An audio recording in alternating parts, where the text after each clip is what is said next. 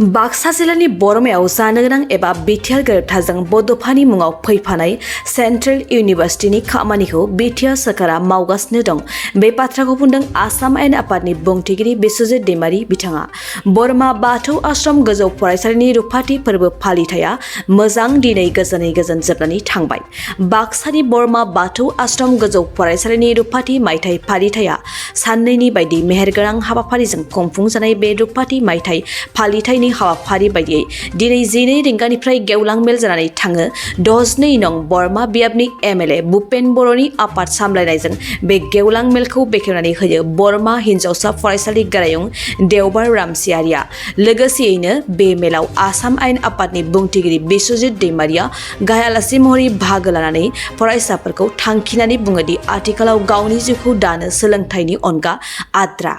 बेनिखायनो जों बयबो गोग्गो सोलोंथाइ लानायाव गोसो होनांगौ।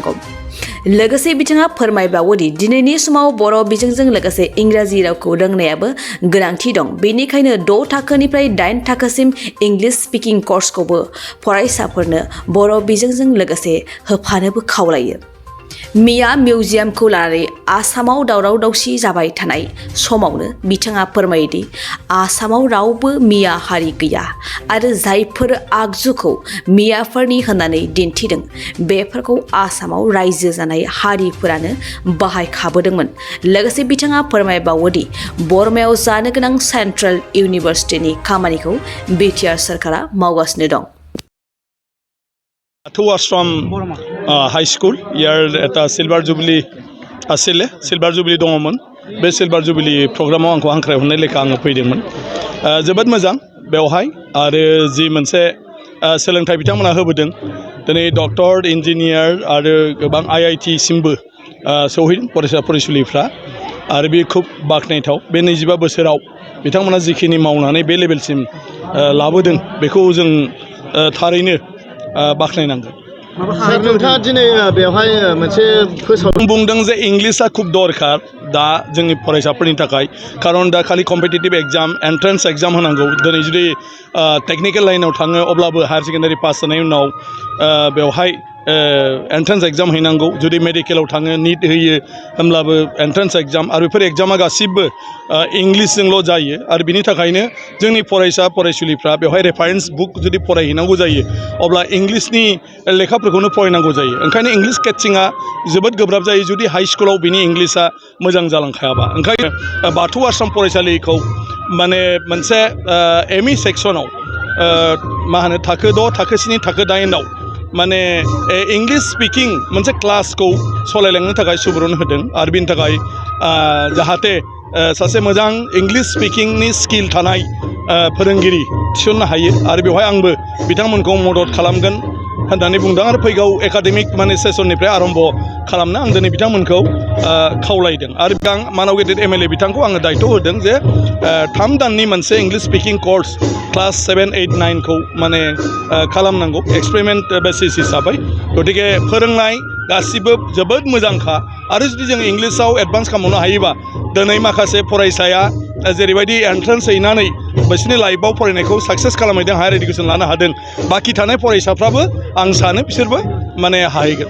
आं बेखौ दा मोनथिया। आं सानो जे बड'लेण्ड सरकारा आरो बड'लेण्डनि मानाव गेदेरसिन बिथाङा हयथ' नांगासिनो दङ जिहेतु बे सेन्ट्रेल इउनिभार्सिटि गतिके सेन्ट्रेल गभर्नमेन्टनि बियो। गतिके हा हुनि बाथ्राफ्रा जुदि फाइनाल जाजोबोब्ला आं सानो जे माने बेखौ थाबैनो जागायजेननो हागोन। बे उपायथ' गैया। मोनसे जाहैबाय बैसोनि, गतिके सानसे जिउआव बेबायदि जोबथा सम सफैयो। गतिके निपन गस्वामी मानाव गेदेर बिथाङाबो दिनै रुंसारि जाबाय। गतिके बिथाङा सासे जोंनि असमिया जिथु सिनेमा जगत बे जगतनि सासे गिदिर माने एक्टरमोन, हिर'मोन आरो बिनि जिथु पार्सनेलिटि बे जोबोद बाख्नायथाव। सासे गार्जेन बायदिमोन, अभिभाबक बायदिमोन, सासे सोद्रोममोन। गोबांथार सिनेमायाव बिथाङा एक्टिं खालामनायनि अनगायैबो गुबुन गुबुन बेबायदि बिथिङाव बिथाङा खामानि मावदों आरो असमिया समाजाव गोबां बिहोमा होदों। बिथांबायदि सुबुङा दिनै आनज्रायलांनायाव माने जों गोबां आसा खालामबावोमोन जायफ्रा दिनैहाय माने खहा जाबाय होननानै जों बुंनो हायो। नाथाय मानसिनि जिउखौ रावबो हमथानानै लाखिनो हाया। इसोरा जाहाथे बिथांनि जिउमाखौ मोजाङै लाखियो। मिउजियामखौथ' बयबो खालामनो हायो, नाथाय जायफोर मुवाखौ बिसोरो गावसोरनि मियाफोरनि होननानै बुंदों बे मुवाफ्रा आसलते आसामनिनोखा आसामनि थागिबि सुबुंफ्रानो गोदो गोदायनिफ्राय बाहायबोखानाय गतिके मिया होननाय आसामाव रावबो बेबायदि गैयामोन आरो मिया होननाय खुनु आगजु बेफोरनि गेजेराव मोनसेबो गैया मोनसे बाथ्राया जाहैबाय जोंनि सोदोमस्रि जोंनि हारिमु आरो जोंनि जिथु जारिमिनारि जायफोर माने मुवा दं सिन दं फोरमायथि दं बेफोरखौ लानानै रावबो बेफोरबायदि माने मा होनो कनफिउस जानाय हाबा मावनो नाङा जायखौ बिथांमोना मावदों गतिके मोनसे जायगानि जिथु इतिहास जारिमिन बेजों बिनि सोदोमस्रिजों सोमोन्दो थायो आरो बेफोरखौ सोरबाया जुदि दिनैहाय माने मा होनो गावनि बा गुबुननि बा मोनसे समाजाल' बाहायनाय होननानै बुंनो नागिरोब्ला बियो बे जायगानि जिथु जारिमिनारि जि सोदोमस्रि आरो जेफोर मोनसे हारिमु बे हारिमुफोरखौ मालायफ्रा बुजिनायाव मोनथिनायाव मोनसे मा होनो बेले बेजे आबहावा सोमजिहोयो गतिके बे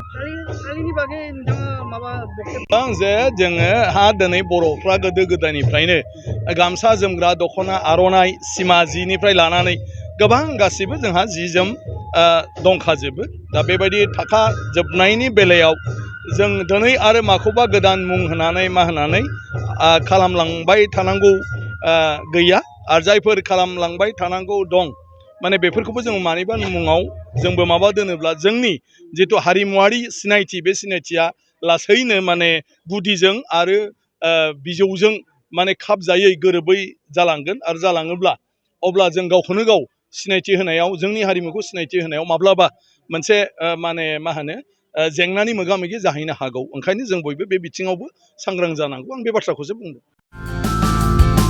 बाजाज कम्पानिनि गुबुन गुबुन रोखोमनि बाइक सालायनो मोजां मोनग्राफोरनि थाखाय गोजोनथाव खौरां अदालगुरि जिल्ला रौथायाव थानाय ब्रह्म अट'मबाइल्स बाजाज शोरूमा लाबोदों नोंथांनो खालि फुजानि दामाका स्पेशल अफार खेबसेनो रां होना बायथारनायजों लोगोसे बेयाव फाइनान्सनि सुबिदाखौबो लानो हागोन खोब खम बेसेनाव एबा 15,000 डाउन पेमेन्ट होनानै नोंथाङा बाजाज कम्पानिनि गुबुन गुबुन रोखोमनि बाइकखौ लानो हागोन गोबांथार फोरमानलाइसि होनांगौनि गोनांथि गैया बाइकजों लोगोसेनो फुजानि गोबांथार गिफ्टबो मोननो हागोन गिफ्टआव थागोन हेलमेट गंसे 3 लिटार पेट्रल आरो मोनसे गोसो बोगथाबनो हानाय अनथोब बे स्पेशल अफारा 24 अक्ट'बरनिफ्राय 31 अक्ट'बरसिम सोलिगोन